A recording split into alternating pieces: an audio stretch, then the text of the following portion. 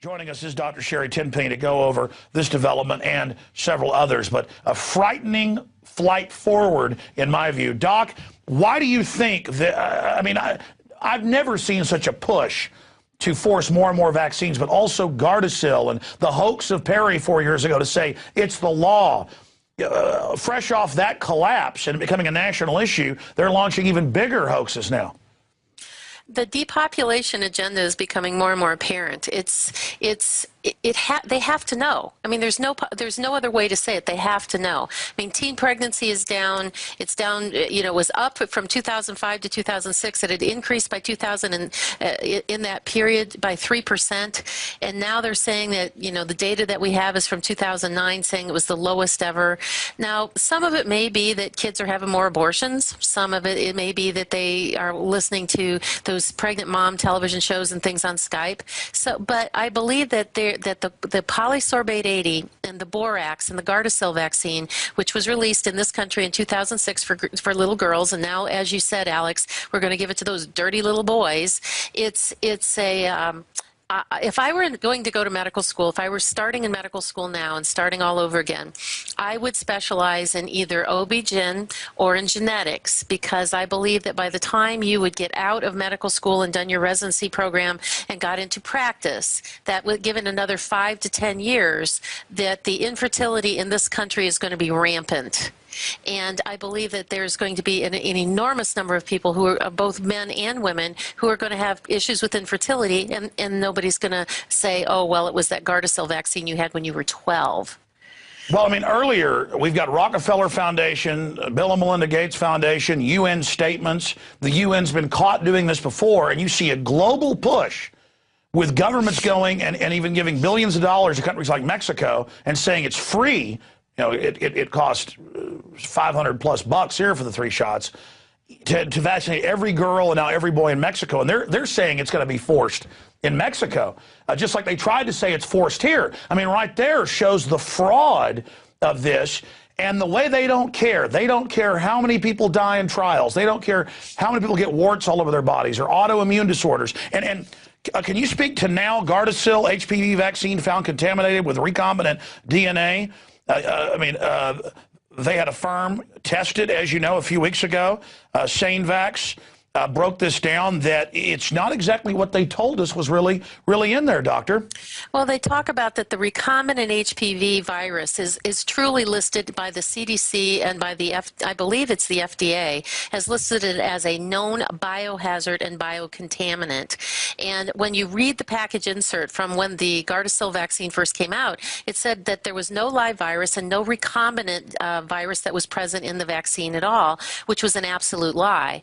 And I'm hoping that there's some smart attorney out there who will go after the pharmaceutical industry and take them to task for that. It's just like the report that came out yesterday, that it was a 40-year meta-analysis looking back at all of the stories that had ever been done about in all the research that had ever been done on the flu shot. They said that, well, it really doesn't work in the elderly, and oh, by the way, we don't think it works in anybody else either. That's just one more confirmatory story, Alex, from when the Cochrane collaboration came out with the same data and said the same things in 2005, 2006, and I believe 2009, where they said the same thing. I believe that there is a RICO violation here or something like that. I'm not an attorney. No, it is organized crime that they send their lobbyists in to not just lobby, but to get into government positions in the revolving door. They know it's a fraud. They know it's tens of millions of dollars a year. And as you just said, you said this a decade ago from the numbers. It's been well known, even the Canadian studies 3 years ago with the H1N1, and I want you to speak to this. They admitted it doubled your chances of getting the regular seasonal flu if you took the H1N1 and didn't even protect you. And here's the report out of CTV of Canada again. CNN's also been forced to report it. Since you're mentioning, I just want to back you up. But they're spinning it. Flu vaccine less effective than once thought, report shows. I actually read through this, and it just admits that it's totally ineffective. As you always said, they're always giving you last year or the year before's flu, never having an effect the next year. But if you add the numbers of how it reduces your own immunity, it's probably actually makes it net worse. Oh, absolutely. And the thing is that, think about how many dollars are spent every year, Medicare dollars, which is your and my tax dollars, going into the Medicare fund, and that we are injecting the elderly and the big push through all the CVS pharmacies and Walgreens and all these other places and doctors' offices who say that you've got to get your flu shot, and it's all covered by Medicare, which is what is Medicare? Our tax dollars. So we are forcing injections on seniors that don't work and that could make them very sick and could probably kill some of them. They own, by the CDC's own admission, they say there's between 70 and 80 cases of Guillain-Barré a year, some of which are caused by the flu vaccine. And we know that that costs tens of thousands, probably millions of dollars if people have Guillain-Barré and they're in the hospital for several weeks to several months until they get off of the respirator and they have to learn to walk and talk all over again. Let me stop you again. You're being very conservative here. I know two people in the media in Austin who called me and apologized. One of them is Dale Dudley of 93.7 KLBJ here in town. The other doesn't want to be on air, who took the flu shot 3 years ago, and their hands and feet went numb. Two people that don't even know each other. They both went to their doctor and was told, you've got mild Guillain-Barré neurological. We're seeing a lot of it with this shot. So we know about 2% of adverse reactions get reported. You're talking about the really Guillain, the hardcore. But narcolepsy. I know 3 people who got narcolepsy within a month of taking some of these modern shots. And we've talked to Dr. Blaylock, also a medical doctor, brain surgeon, as you know. He's saying it's causing a autoimmune inflammation in the brain. And again, you have the studies for decades of 3 flu shots over your life, a doubling in chances of Alzheimer's. I mean, look, we knew when they approved Prozac in 81, it was increasing suicides in the trials. In 91. Now you see the lawyer ads all over TV. They're losing cases with serotonin reuptake inhibitors because the whole time they knew it was doing this. They knew placebo was better for depression. They knew it actually increased it. This is not just about money making. Like Bayer knowingly shipping out AIDS-tainted blood. This is some type of death cult depopulation agenda. And I covered their documents earlier. I'm sorry I'm ranting, but you've got the floor. Just break it down. Well, I can't break it down any further than what you just did, and did an excellent job of that, because each one of those elements is a particular truth. How could they be so negligent? They can't. They can't be that negligent. It has to have an element of intent. And I believe that what we're looking at now, I mean, there was a report that came out, I believe it was yesterday, that says that now autism is 1 in every 110 children. And Alex, I think this is a really important point I want to make to all of your many listeners. For all of you out there that are trying to eat organic, bring up your kids non-vaccinated, and to have them do the best that you possibly can to keep them healthy, this is the world that your children are going to inherit. You parents that are doing a great job of educating yourself and not vaccinating your kids and not giving them drugs and feeding organic and getting them exercise and plenty of vitamin D and all of those good health things, your children are inheriting a world of 1 in 10 of the people around them have autism. They're not going to be able to have a job. Many of them can't speak. Many of them, by the time they get to be teenagers and even adults, will not be potty trained. Where is the money going to come from to handle that? Where is it? So we can never stop trying to educate parents against the horrors and the potential problems that are associated with vaccines. We just can't ever stop doing it, Alex, ever. Well, you're right. In my life, 20 years has gone by like that. 35 years has gone by like that. 37 years. It seems like yesterday I was a little child. And now I see my children rocketing up, like shooting up like little weeds. And I see it. I mean, I go to stores. I see children. And when I go to a homeschool event with a couple hundred homeschoolers, their eyes have that old sparkle, like old, black and white films. They're awake. They're smart. I go to a public school event. I go to restaurants, even in nicer areas of town. The children look like neurological zombies. I mean, most of them, they are killing us.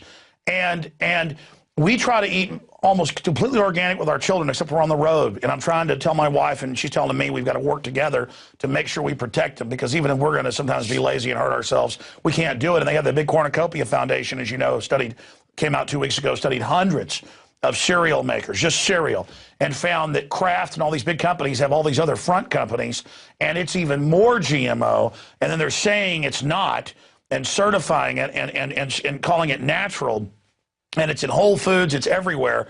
And then these same companies have seed vaults and now arc vaults with the DNA of all the animals. They know what they're doing. I mean, I did a video today that's posted at Infowars.com titled Alien Genetic Takeover, the End of Humanity. And I explain it isn't aliens from 1 trillion miles away. It is alien in the development of this planet. You're a doctor. Please speak to this. Give us your view.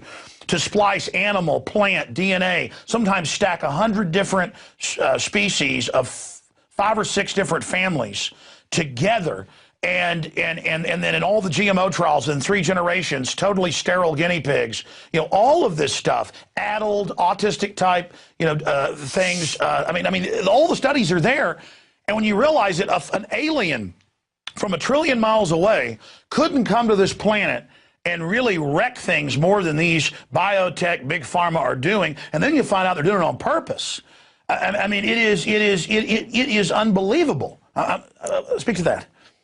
Well, I agree with you. And I think that part of it starts in medical school. I mean, I was just talking to a patient of mine here in the office today, and I was saying that I really believe that when doctors go through medical school now, they go through, you know, they get into their 3rd and 4th years of training. It's all algorithm driven.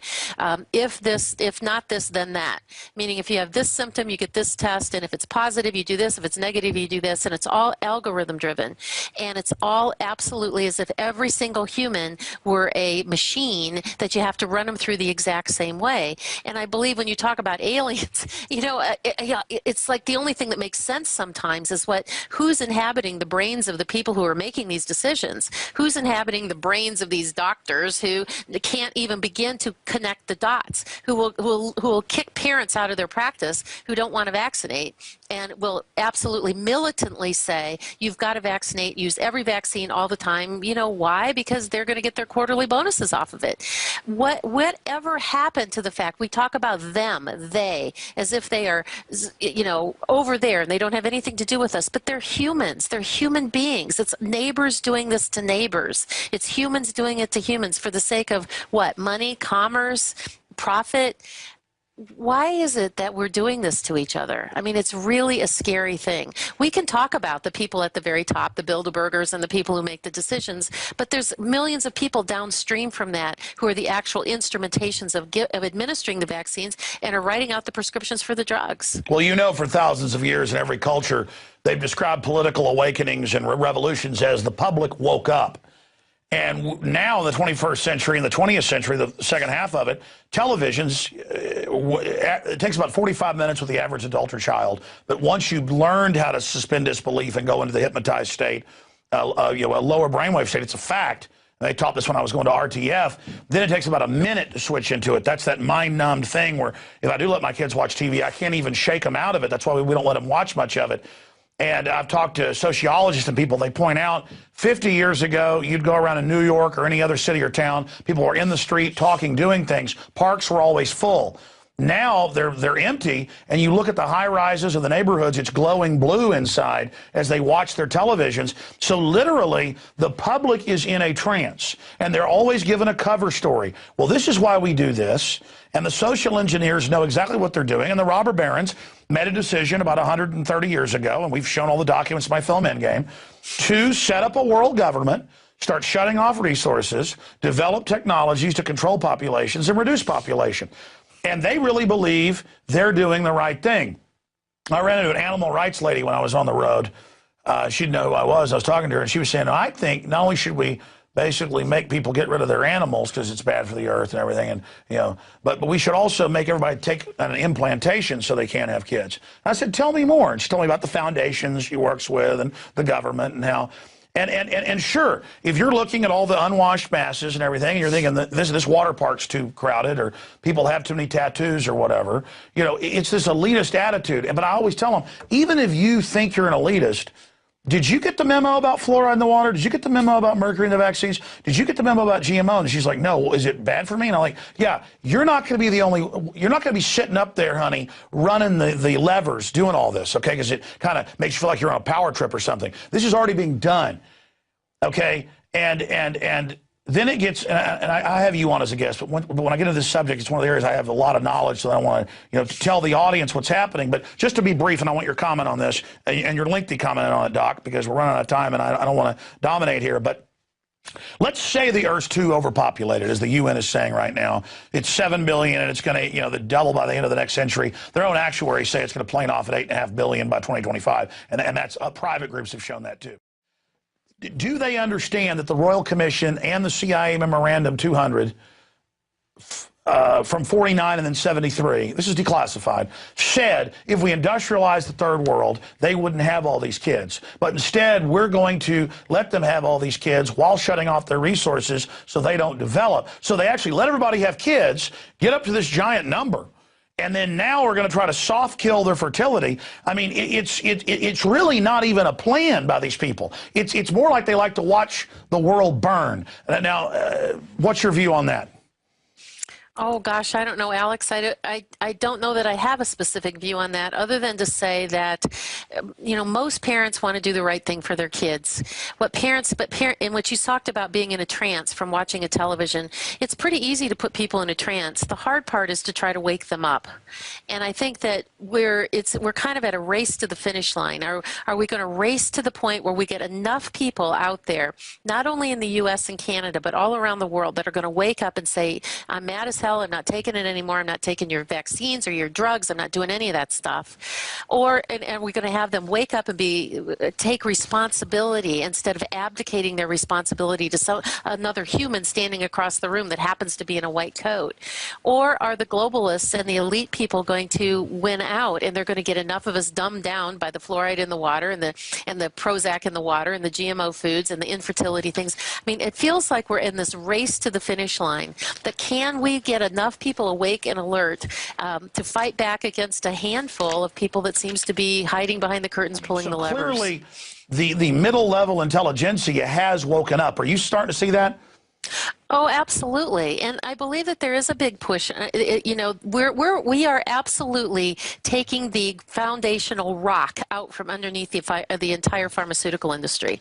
I mean, I have said for a long time, Alex, you and I have had these conversations, and I know you say the same thing, that the vaccine industry is the bedrock of the pharmaceutical industry.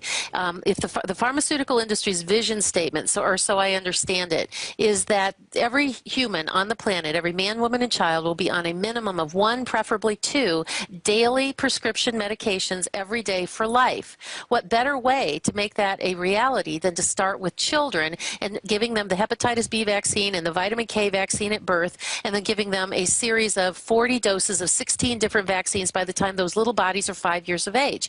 And there's more and more coming down the pike every single year. There are 330 vaccines in the pipeline right now, and many of them are headed towards adolescence. So for many of your listeners who think, well, I really don't have to make those decisions because my kids are older, guess again. You're going to have to make the decision for adolescents. There are dozens of vaccines headed towards adults. And then someday, hopefully, if you're lucky, you'll have grandchildren. I had somebody post on my Facebook page the other day. It was really good. They said, well, just imagine this, that now when your kids are old enough to get married, you're going to say things like, oh, religion, okay, are they going to be a good companion? Are they on the same economic wavelength? What about education? Oh, is the person that you're dating, have they been vaccinated before? They have? Oh, sorry, I don't want my grandchildren to have all those vaccines in them. We worked very hard to raise you to be an unvaccinated person.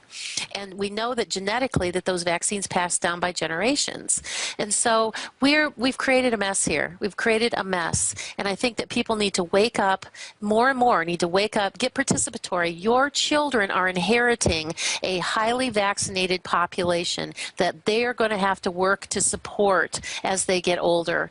And you need to keep telling all of your friends, family members, and neighbors to stop this travesty. More vaccines are not better. It's a 200-year mistake, and it's not too late to stop. Well, you're right. It's been going on for more than 200 years, and it's really back to the days of alchemy and extremely dangerous. In fact, there's so many articles coming out. I saw a mainstream article admitting that the people that get measles shots, and I've seen a lot of these, but this was conclusive. I don't have it in the stack, but you may have seen it just like a week ago or so, that people that are getting the measles shot are actually getting the measles at a massively increased level than the general population. Doc, what about the numbers? that we've seen in so many cases where the vaccine itself is giving the people the disease or the problem. I mean, I've seen it in the news every year where the UN gives people polio vaccines, and it gives it to them and kills them. What's happening there? Well, we still know, and we've known for a very long time, that as we continue to use the oral polio vaccine in third world countries where they have poor sanitation and poor hygiene, we give these kids these oral polio drops that go underneath their tongue, that go into their stool, that goes out into the water, that goes downstream to the next person who drinks out of the water. They get exposed, and then they contract paralysis, and the paralysis that we have come to call polio. We know that I just read a report yesterday about the shingles vaccine, that they're now saying that if adults get the shingle vaccine, and we know that there's going to be kids that are going to get the chickenpox vaccine, they're going to have side effects from it. But if the adults have had the chickenpox or the shingles vaccine, perhaps they can mitigate the side effects from the chickenpox vaccine given to kids. So now we're doing this whole messy thing of vaccinating people to protect other people. We are now creating vaccines because to protect against problems we've caused by vaccines. It is the bedrock of the pharmaceutical industry, Alex. If we pull it out, everything comes down like a house of cards. Why do you think it is that the CDC to this day refuses to do the vaccinated versus unvaccinated kids study? Someday, somewhere, somebody's going to raise enough money independently to do that study on their own. I don't think it's going to take more than maybe a couple $1 million, and we can have it done with an IRB and done through an educational institution, and we can show unequivocally that what you were talking about earlier about going to daycare or going to schools where the kids are unvaccinated, and you look at how healthy they are and how they're bright and inquisitive and they've got good functioning minds versus the dumbed down kids that have no brain power and they look like they've got fog over their eyes and they just can't think, and it's because they've got brain inflammation going on.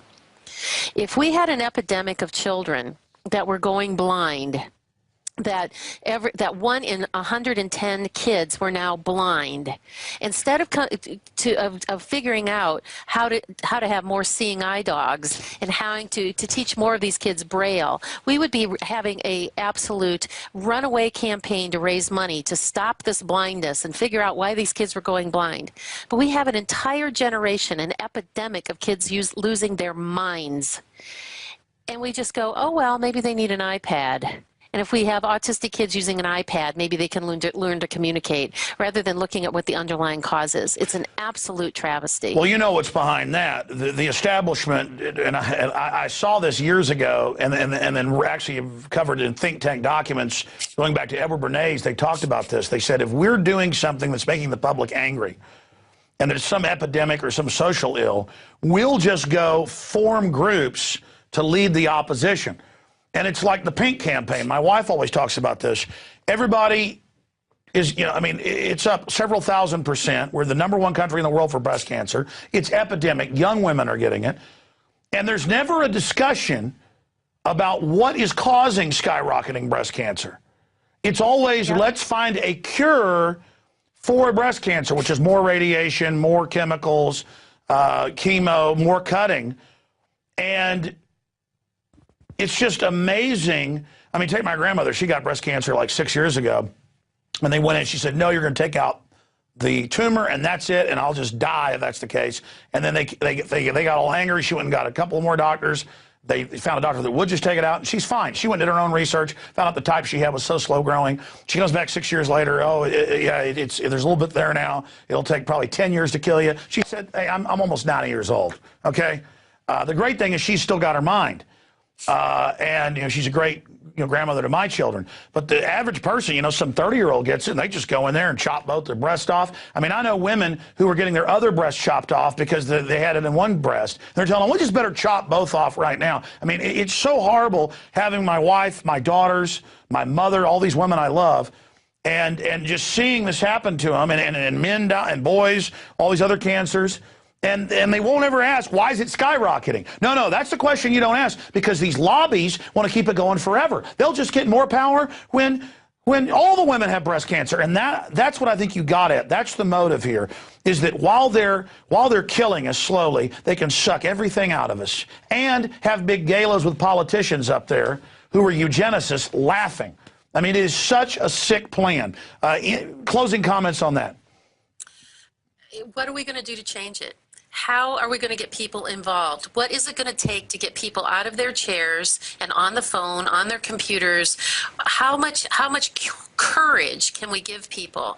How can we define what we want and get a burning, passionate desire to go after it, which means that we need to take back responsibility for our health. And those people who stand up there and laugh about these things, they need to be done away with. And that, that means vote them out of office, get somebody else in. I admit I'm a big Ron Paul fan, and I believe that all the things that he does are really great. I believe that we need to be supportive of the local people that really want to make a difference. I think we need to be courageous and not worry about bringing up the vaccine issue and whether or not our best friend gets angry with us. We're here about saving the planet and what's left of the human race. And I think courage is the most important thing that we can do. That's right. I mean, this is about, for viewers out there, I'm going to look right at the camera, this is about getting out of your comfort zone. When this whole society stays in its little bubble and the system wants to make that bubble smaller and smaller and smaller, that's control. And my instincts, unfortunately, have always been right. I knew 9 years ago with the Model States Health Emergency Powers Act, when they openly tried to, and this is what we will close with, it's just so important. I knew with the Model Health States Emergency Powers Act, when they openly tried to get all the police and people to take the shots for smallpox and then anthrax so they could, quote, make us do it, admitted, they did this right from 9/11. We were all in fear. The government launched the anthrax attack. That's come out. To have forced inoculation, the police were smart enough to say no. Only 4% out of 100 agreed of the, quote, enforcers. So now I knew with the TSA, it's about them getting their hands on us, them training us. I knew they'd be on the highways. Now they are. And now I've seen articles admitting during biological outbreaks, the TSA will run checkpoints and will make sure that you either take the shot or go to quarantine. So this is going to be their cover, more than even stage terror. And I'm telling you, it's coming. All the movies, all the preparation. I've told you what's coming before it happened because I've got a survival instinct, folks, just like you do if you turn it on. And it's time to get out of the comfort zone because these people aren't playing games. And I'm telling you, this whole Homeland Security grid is nothing but a cleanup crew for billions of dead people. And I'm telling you, it's coming. And they're checkmated right now because they can't launch this right now because their own enforcers and people have heard the truth and are going to ask questions when all this unfolds.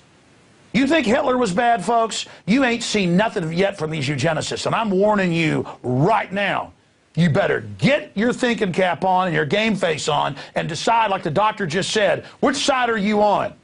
Which side are you on? People that work for Big Pharma and others. It's time for whistleblowers. It's time to stand out. It's time to hit the streets. It's time to call into talk radio. It's called to get angry. When that school lies and tells you it's the law, your kid's got to take a shot, you should get angry by the fact that they're consciously defrauding you and lying to you that it's the law to take the shot. Doc, this whole program to get us used to them putting their hands on us, federally funded blood draws now at checkpoints for DUI, they're now admitting that segueing us to forced inoculation.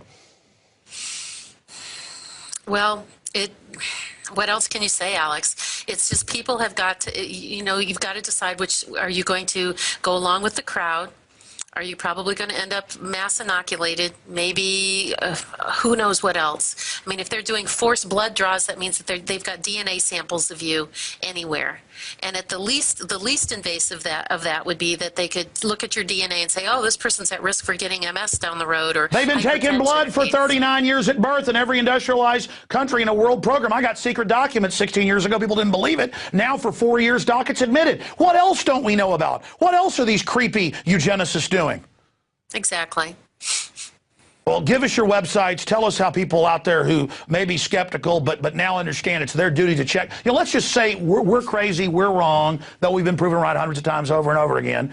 Let's just say we're wrong. People still have a small chance it could be true. Of course, it's absolutely true and then some.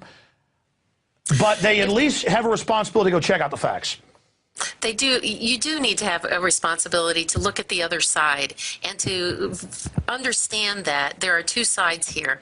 And one is, it's a big decision for a lot of people, Alex. And so if you want more information, I would really hope that you'll come to my website, which is drtenpenny.com, DRTEN like Nancy, P like Paul, ENNY, drtenpenny.com.